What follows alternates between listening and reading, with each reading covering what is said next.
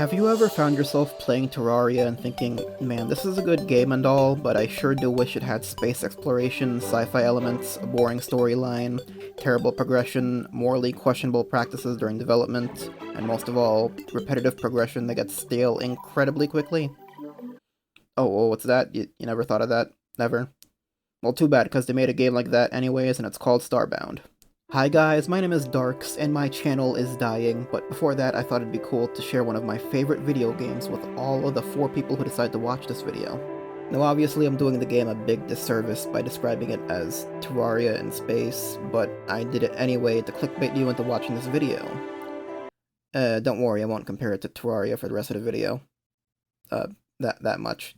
But anyways, you're probably wondering what Starbound even is, so I'm gonna explain now. Starbound is a sandbox survival game, and yeah, that's all I'm gonna say before showing you what the game is like. A little bit of warning, however, if you're considering buying the game, you should probably know that the game's developers have done some scummy stuff, like not paying their workers. I'm not gonna go into that in this video, I'm just gonna be talking about the game itself and sharing moments from my playthrough, so without further ado, let's check out the game. God, this menu music makes me feel like I'm about to embark on an educational journey or something. And I'm not knocking that, because I want to do that. So I hope that's what's going to happen. The brain is made of billions and billions of neurons. So anyways, before playing the game, you make your character and you get to choose between 7 species for your character.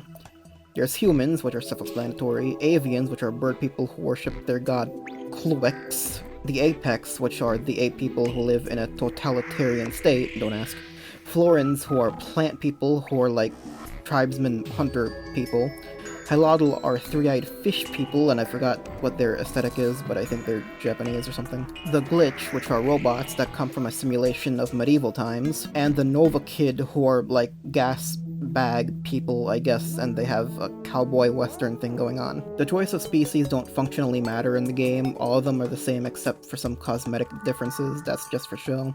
I usually just choose the Glitch, which are the robot people for my species, but for this playthrough I think I'll go with the avian race just to change it up a little. So anyways, the game starts with you waking up to attend your graduation ceremony to become a part of a group called the Protectorate. It turns out you're running late, so naturally you walk painfully slow to your immediate right. The vending machine swallowed my pixels. Could this get any worse?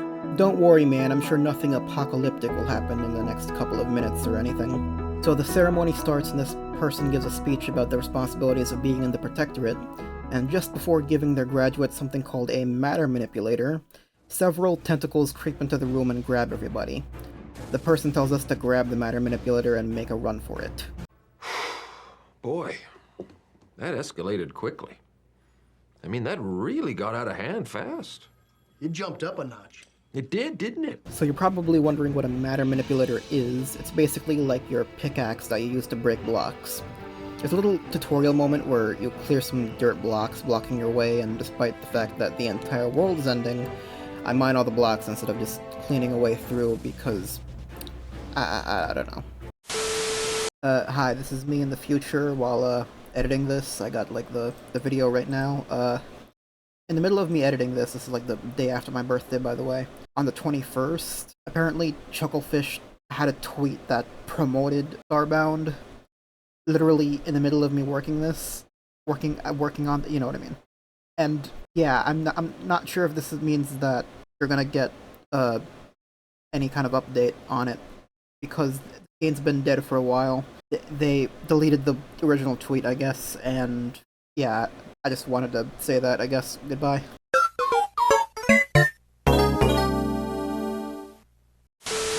After prying the matter manipulator from the speaker's cold, dead hands, we find a rusty sword in a chest, grab some medical supplies, and get the hell onto the spaceship where we launch ourselves into space, watching the entire planet get destroyed as we finally start the game.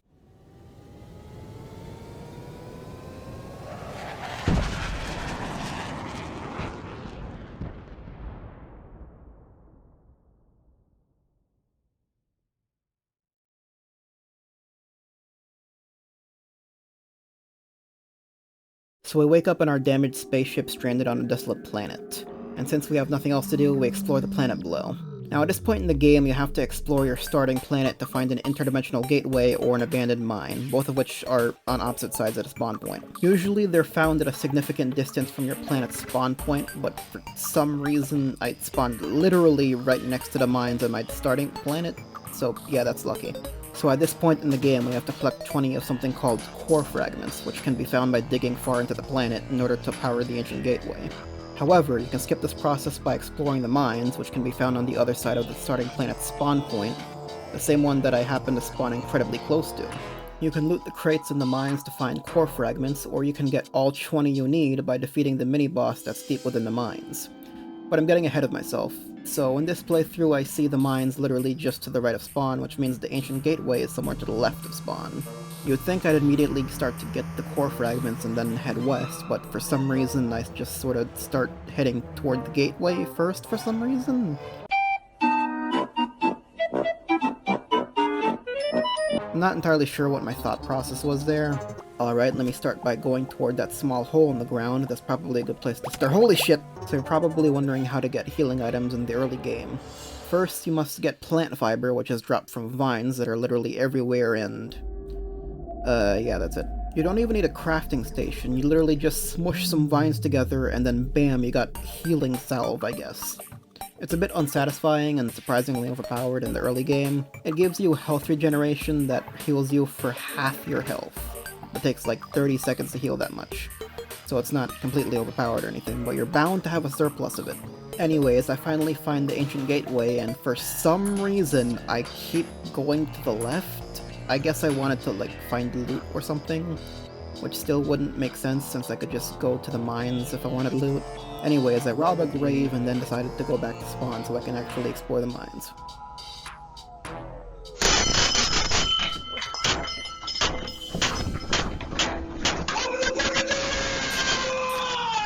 I managed to find the 20 core fragments, which means I don't have to beat the mini-boss, but I decided to do it anyway, because why not? Oh wow, I bet the mini-boss must be really tough to fight. It looks pretty vicious. It's probably going to be a decent fight.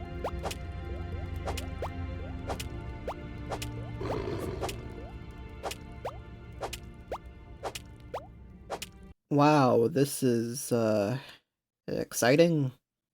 Yeah, sure, let's go with that.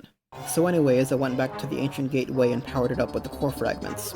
And after going through it, we end up in front of a 7-Eleven, which is also in front of an outpost of sorts. After going through it and to the other side, we find the source of the signal that was coming from the ancient gateway, which is an old lady in a hover chair. Her name is Esther Bright, who is a former Grand Protector, whatever that means. She explains that the monster that destroyed the Earth is called the Ruin, and the only way to stop it from destroying the galaxy is to get the 7 Chaos Emeralds. Sorry, I mean the Infinity Stones. Sorry, I mean the Dragon Balls. Sorry, I mean... So anyways, before looking for the 6 MacGuffin Stones or whatever, we need to get our ship repaired.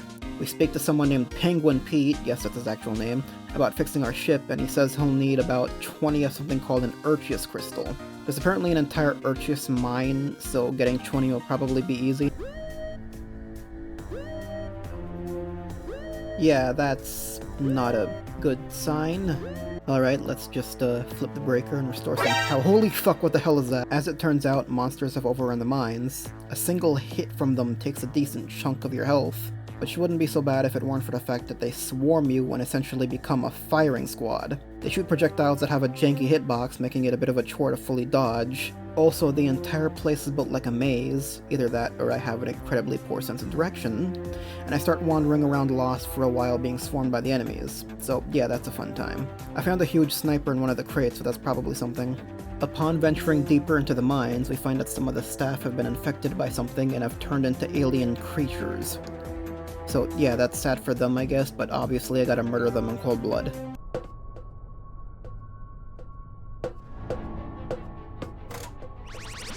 Oh hey, that's gonna be a problem. Michael! Don't leave me here! Michael! Michael! Help me! So this is the first boss, the Urchius Horror, which is just an eyeball and a crystal and not really that terrifying. It's invincible to all of your weapons, and the only way to damage it is to activate the switches around the room to power up a laser to shoot the boss. The boss will retaliate by shooting sweeping lasers around the room and spawning the monsters that we saw before. Overall, this isn't really a difficult fight, especially since your weapon choice doesn't matter because of the game forcing you to use the cannon to attack the boss.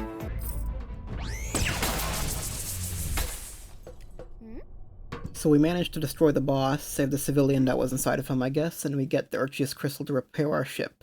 So we report back to Penguin Pete, give him the crystals, and now our ship is up and running.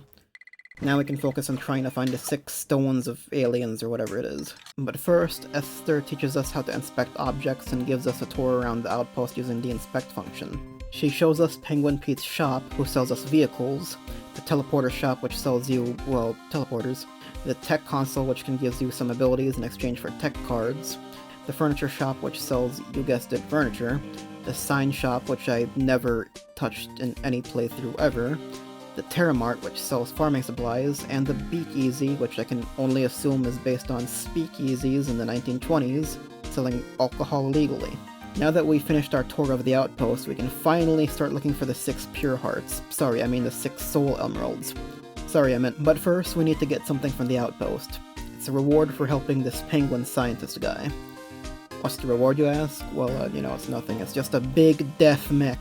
Yeah, that's right. By helping this penguin test his mech, he gives you a mech for free, and it's pretty cool. You can shoot while in the mech, and use the drill to mine blocks, and it's pretty useful in the early game. However, they do have some nerfs in the mid to late game that I'm probably never gonna cover because there won't be a part 2 to this video. Anyways, I get the mech and I immediately use it to reach this friendly medical research ship and rob them of their valuables. Fortunately, none of them seem to care that I'm stealing their property, so I just do it.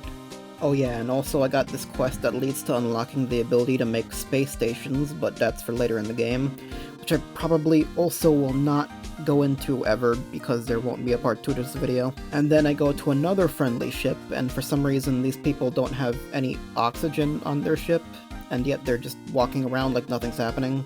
I guess they're too dumb to acknowledge oxygen or something.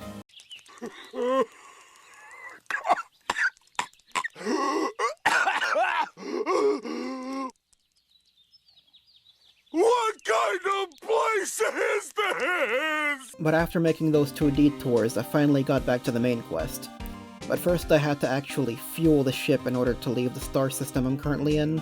So I'd say it's obvious what comes next in the progression of this game. Of course, I'm talking about the part where you deploy your mech at a moon, where you drill its surface for fuel. That's in every moon for whatever reason, while a moon ghost chases you down due to the fact that every moon is haunted now. Oh what, that wasn't obvious to you? Well, I mean, well, it was to me. So the deal here is that you get fuel by going to any moon with your mech and drilling the fuel. If you get a bit of fuel, an invincible ghost that can pass through walls spawns in and continuously drains your health the closer you are to it. There's also a chance that a meteor shower will occur and instantly kill you. I don't have footage of it, but it actually jump scared me the first time I got killed by one, so trust me, it's frustrating. Also, you can just buy fuel at the outpost, but I keep mining for it because it's more exciting and also because I want to hoard money.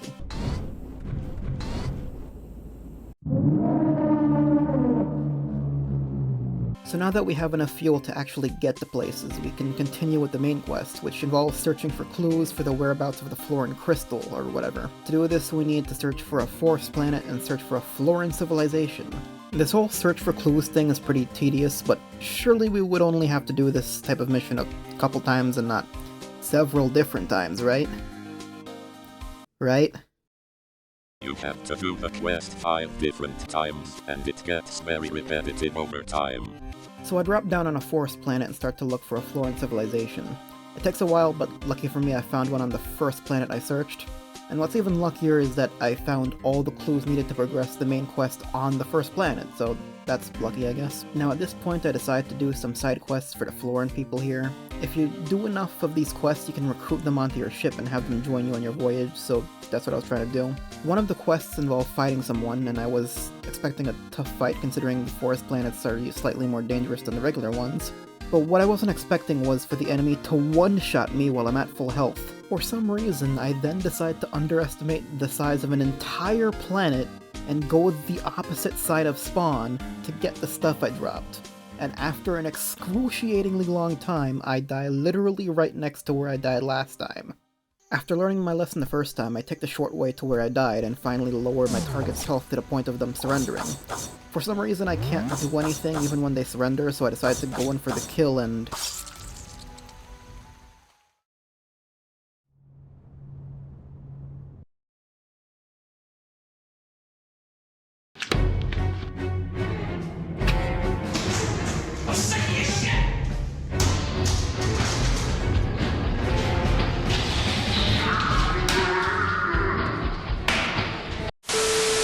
So after completing a bit of side quests and not managing to recruit anyone, thus rendering the entire point of me going on side quests pointless, I report back to Esther with the Florin clues and we unlock a mission to obtain the Florin artifact. As it turns out, we have to win the Florin artifact in a hunting competition, so after nearly falling to my death accidentally, we descend into the hunting grounds and have to survive with the other competitors. We meet a friendly Florin by the name of Nuru, who is the youngest champion of hunting, and she warns us of the other hunters. Holy shit, they got snipers on perches here. These are some weirdly overprepared and strategic hunters, damn. Sniping's a good job, mate. So there's this box that's just out of my reach, and I try to interact with it in midair, and to try to loot its contents before getting far away from it cancels the menu, but in the process of doing it... yeah, the game crashed. I think I forgot to mention that this game was programmed very poorly, like the game is built with duct tape and glue. It's very technically underdeveloped. I think there's even an issue in multiplayer where players with different frame rates go at different speeds due to an oversight in the code. Oh yeah, also I have to start the entire mission over after dying before the checkpoint, so yeah, that's fun. I'm having fun. I'm having so much fun right now. I'm having a blast.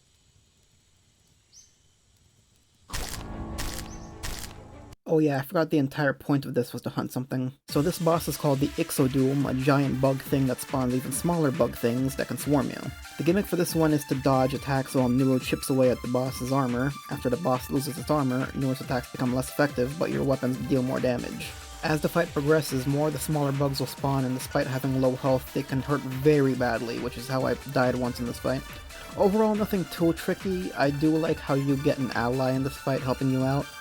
It must be pretty fun with friends, but unfortunately I have no friends and I'm going to die alone.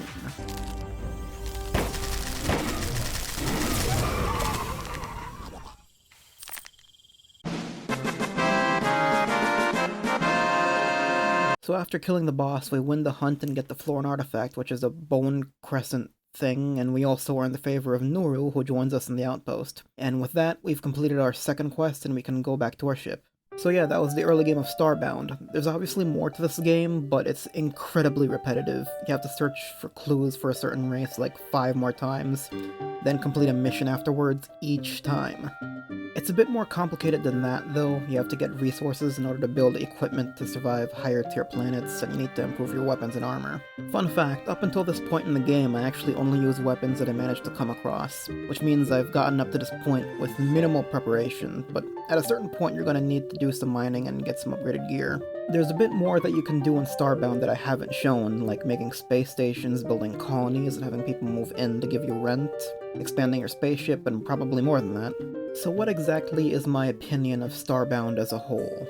It's really bland in terms of progression, isn't really interesting at all, and is generally kind of empty and repetitive, but I really enjoy this game for some reason, and I don't know why, but I do. In summary, you can only really describe the finished product of Starbound as what it is, which is that it's wasted potential, and really didn't make the cut in terms of quality and player enjoyment. It's lackluster and felt to obscurity for the most part, which is really a shame since I do actually enjoy this game. The game is apparently really only remarkable for its mods, the most prominent one being something called the Frackin' Universe mod. Yeah, that's the actual name of it, which I haven't tried yet, but maybe I will make a video on it, on the very, very low chance that this video actually gets views. This is my first attempt at doing anything other than low-effort content, so if you want to see more of these videos from me, please like, comment, and subscribe so that the algorithm doesn't drown me into obscurity. It'd help a lot, especially since I'm a very small channel still. Anyways, thanks for watching, my name is Darks, and this has been, something, I guess. See you guys next time.